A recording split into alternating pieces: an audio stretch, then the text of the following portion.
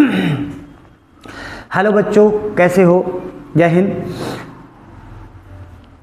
मैं सत्यनारायण तिवारी आप सबका वेलकम करता हूं, स्वागत करता हूं अपने यूट्यूब चैनल तिवारी एजुकेशन पर। आज हम पढ़ेंगे हिटलर के बारे में और नाज़ीवाद और हिटलर का उदय कैसे हुआ इसके बारे में, और हिटलर का पतन कैसे हुआ इसके बारे में हम पढ़ेंगे। एक्चुअली ये बेसिकली 9th क्लास में पढ़ना है और इसको हम डिटेल में एनालिसिस करेंगे और जानेंगे। आइए हम समझते हैं। आइए अगेन मैं आपका वेलकम करता हूं, स्वागत करता हूं अपने तिवारी एजुकेशन चैनल पर। हिटलर कौन था इसके बारे में जानेंगे और हिटलर का पतन कैसे हुआ इसके बारे में जानेंगे। आइए शुरू करते हैं। सबसे पहले हिटलर का जन्म से पहले हम कुछ तथ्यों की पहले की बात करते हैं। तो प्रथम विश्व युद्ध की शुरुआत हुई कब? तो 1914 ईस्वी में प्रथम विश्व युद्ध की शुरुआत हुई। अब इस युद्ध का शुरुआत का कारण क्या था, सबसे पहले हम समझते हैं। तो इस युद्ध की शुरुआत की कारण क्या थी? ऑस्ट्रिया, उस समय वहां पर राज्य शासन चलता था। ऑस्ट्रिया के जो राजकुमार थे जिनका नाम था फर्नांडो तथा उनकी पत्नी जो थी, वो दोनों लोग भ्रमण करने गए बोस्निया की राजधानी सेराजेवो, और वहां पर जाने के बाद उन्होंने घूमा और भ्रमण किया और वहीं पर उनकी हत्या कर दी गई। जब हत्या हुआ तो हत्या करने के बाद इसका इल्जाम सर्बिया पर लगाया गया। सर्बिया पर जब इल्जाम लगाया गया तो सर्बिया पर ये बात जब ऑस्ट्रिया को पता चला, तो ऑस्ट्रिया को पता चलने के बाद ऑस्ट्रिया ने तुरंत युद्ध का अल्टीमेटम दिया, और युद्ध के अल्टीमेटम देने के बाद यह युद्ध शुरू हुआ। चूंकि इस युद्ध को प्रथम विश्व युद्ध इसलिए किया गया क्योंकि यह युद्ध दो महाशक्तियों के बीच में लड़ा जा रहा था। दो महाशक्ति कौन कौन थे? तो इस दो महाशक्ति में एक थे केंद्रीय शक्ति और दूसरी थी मित्र शक्ति। मित्र शक्ति जो थी वो थी फ्रांस, ब्रिटेन और सोवियत यूनियन, और दूसरी तरफ शक्ति जो थी वो थी जर्मनी और ऑस्ट्रिया। ये तो केंद्रीय शक्ति थी। अब 1914 से शुरू हुआ और 1918 में युद्ध अंत हुआ। लेकिन युद्ध का जो अंत हुआ वो बड़ा ही दुखद हुआ। क्यों? क्योंकि कहा जाता है कि कभी कभी अपमान जो है ना, वो बड़े युद्ध को चुनौती देता है।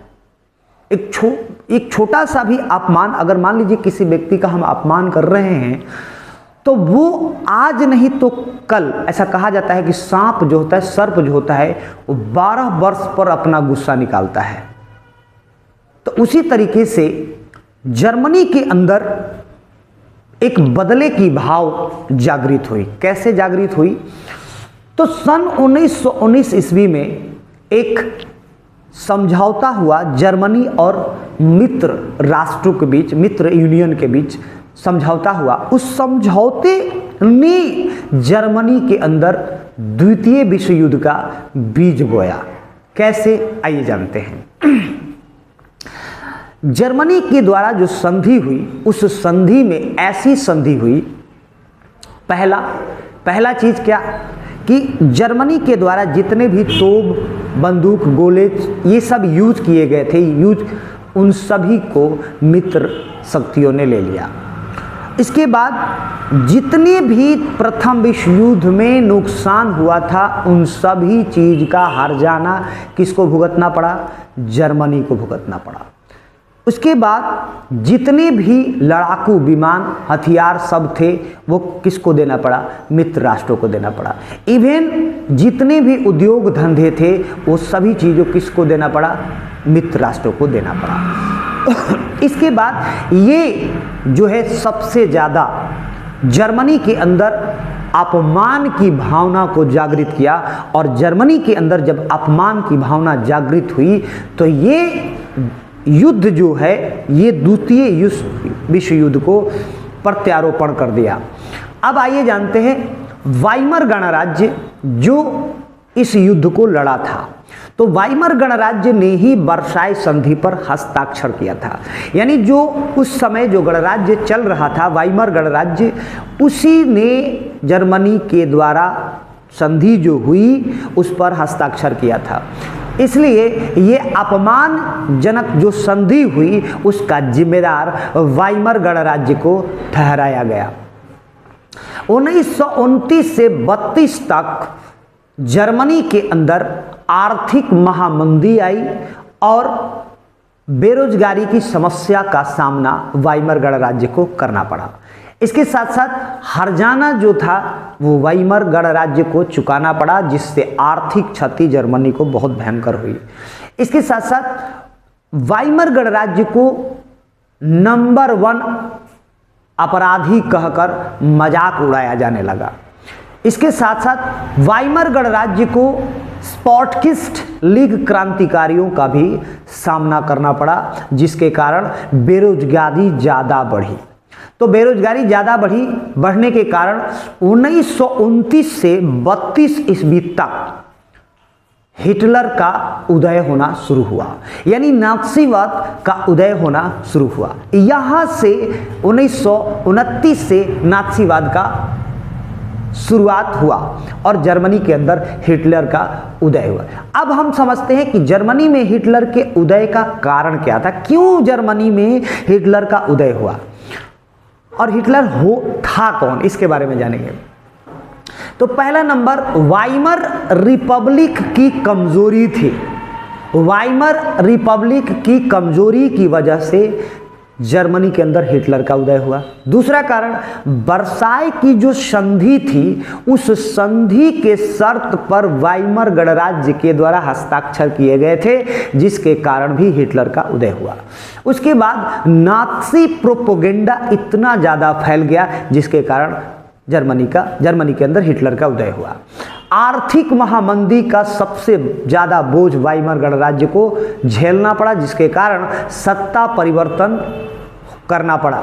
उसके बाद बेरोजगारी की समस्या भयंकर बढ़ी।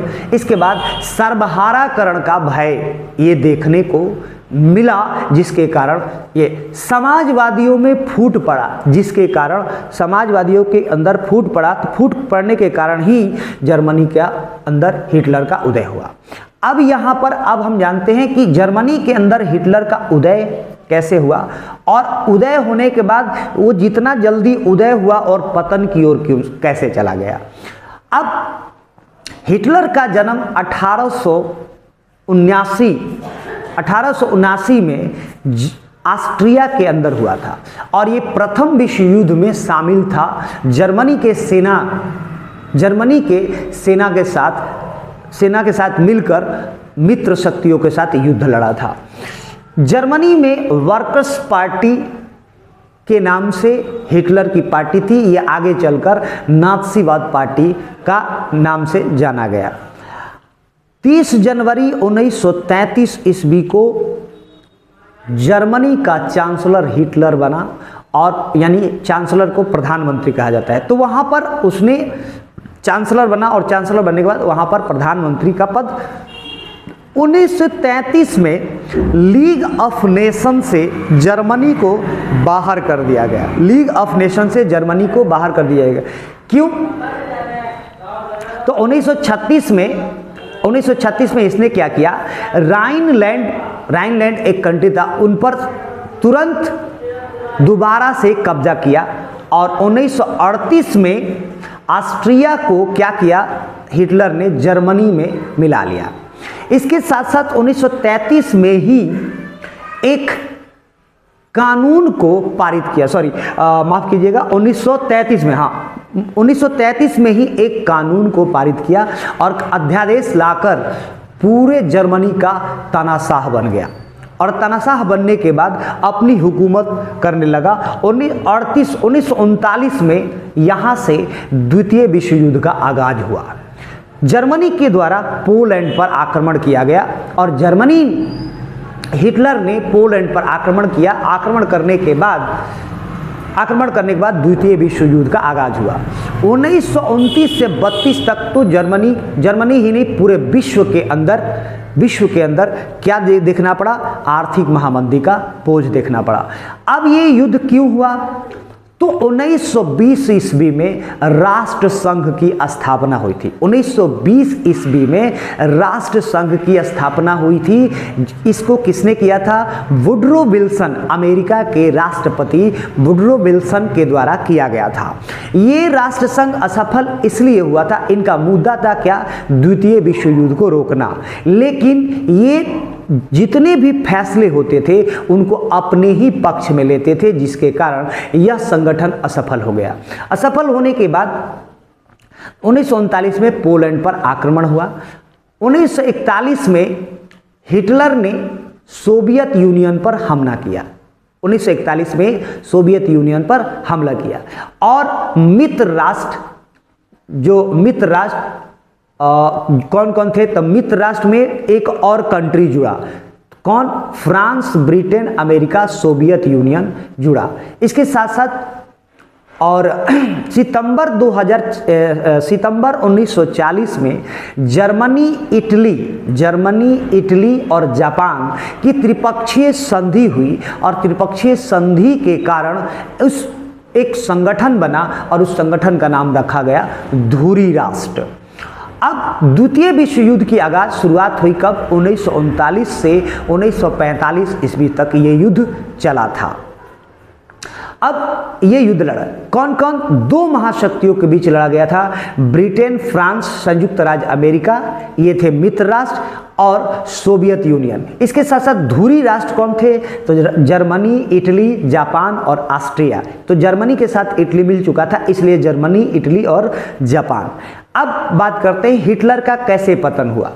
और हिटलर का पतन 1945 ईस्वी में जर्मनी के द्वारा, मित्र राष्ट्र के द्वारा यानी अमेरिका के द्वारा जापान पर परमाणु हमला किया गया। जापान के दो शहर पर, क्योंकि जापान द्वितीय विश्व युद्ध में जीत रहा था, लेकिन अमेरिका के पास कोई चारा न होने के कारण वो क्या किया? दो परमाणु बम अटैक किया हिरोशिमा और नागासाकी पर। और हिरोशिमा और नागासाकी पर अटैक करने के बाद जापान डर गया और आत्मसमर्पण कर दिया। और आत्मसमर्पण करने के बाद जापान यानी द्वितीय विश्व युद्ध की अंत हुई और मित्र राष्ट्र शक्तियों की जीत हुई और 1945 में हिटलर का पतन हो गया। अब नाजीवाद यानी नाजियों का विश्व दृष्टिकोण क्या था? यानी नाजियों का विश्व दृष्टिकोण, तो हिटलर क्या करता था? सबसे पहले उसका ये मानना था नस्लीय श्रेष्ठता शुद्ध नार्डिक का होना चाहिए और आर्य समाज का होना चाहिए। इसका मतलब क्या है? वो यहूदियों से बहुत दूर रहना चाहता था और यहूदियों से अगर किसी भी नाज़ीवाद को मानने वाले अगर लड़कियों से किसी दूसरे यहूदियों से अगर शादी हो जाता था तो उन्हें समाज से निकाल दिया जाता था। समाज से निकालने के साथ साथ उन्हें प्रताड़ना और दंड भी दिया जाता था, दंडित भी किया जाता था। और महिलाओं को खास ये संदेश दिया गया था कि आपको शुद्ध यहाँ पर श्रेष्ठ शुद्ध नार्डिक तरह के बच्चों पैदा करने, यानी आपको नाज़ियों से ही शादी करना है, नाज़ियों से अलावा दूसरे में शादी नहीं करना है। अगर नाज़ियों के द्वारा शुद्ध अगर नार्डिक बच्चा पैदा होता है तो उन्हें हॉस्पिटल में छूट मिलता था, पढ़ने में छूट मिलता था, रेलवे में छूट मिलता था, हर चीज़ में उन्हें छूट मिलता था। लेकिन अगर ये पकड़ा जाने पर कि नाज़ी वर्ग का नहीं है तो उन्हें दंडित किया जाता था। राष्ट्रीय समाजवाद का उदय हुआ। राष्ट्रीय समाजवाद का इनका समक्ष जो नेतृत्व था वो राष्ट्र लेवल पे था। ये उसके बाद अपने लोगों को बसाने के लिए ये क्या करते थे? ज़्यादा से ज़्यादा यहूदियों को भगाते थे और उनका ज़मीन कब्जा करते थे। अब और आगे की हम थोड़ी सी कहानी बताते हैं। हिटलर के पतन के बाद एक कहानी, ये किताब की कहानी कहाँ से शुरू होती है? एक दिन एक बच्चा अपने माँ बाप की कहानी सुनता है और सुनते बाप अपनी पत्नी से कहता है कि या तो तुम मरो नहीं तो हम मरेंगे, या दोनों आदमी मर जाते हैं, क्योंकि अगर हम नहीं मरेंगे तो नाथसीवादियों ने जैसे यहूदियों को सताया था उस तरीके से हमें भी सताया जाएगा, हमें भी सताया जाएगा। लेकिन जब, क्योंकि वो हिटलर का कट्टर समर्थक था और इस तरह के समर्थक होने के बावजूद ये बच्चा जब इस तरह की बात सुना तो उसे मन के अंदर एक भय पैदा हुआ और अगले दिन उसके माता पिता बागीचे में ले जाते हैं घुमाने, घुमा कर लेके आते हैं और फिर बच्चे के पिता जाते हैं अपने ड्यूटी पर, जाने के बाद अपने आप को शूट आउट कर लेते हैं। शूट आउट करने के बाद जब पता चलता है कि हमारे पिताजी का डेथ हो गया, उसके बाद वो अपनी माता का दिया हुआ खाना 11 साल तक नहीं खाया। क्यों? क्योंकि उसे डर था कि कहीं हमारी माता इस खाना में जहर ना दे दे और हम मर जाएं। 11 वर्षों तक खाना नहीं खाया। इस कहानी की शुरुआत यहाँ से होती है और यहाँ पर ख़त्म होती है। तो हिटलर का ऐसे उदय हुआ और ऐसे ख़त्म हुआ।